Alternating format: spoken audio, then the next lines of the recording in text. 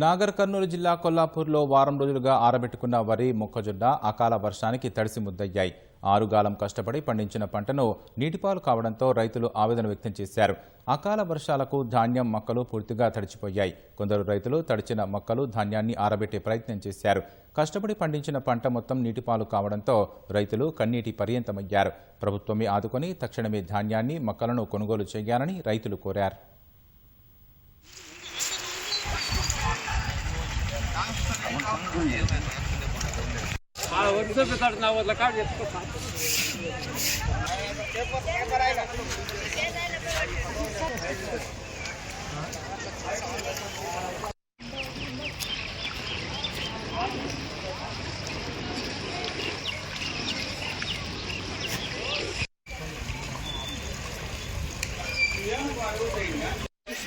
ఏం లేదు చెప్పాలి. 9 గంటకి పెడతాము, 6 గంటకి ఆరబెడతాము, కానీ తీసుకోవాల్సింది మీరే.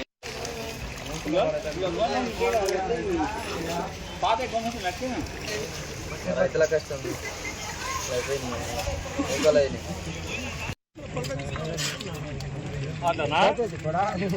అంటే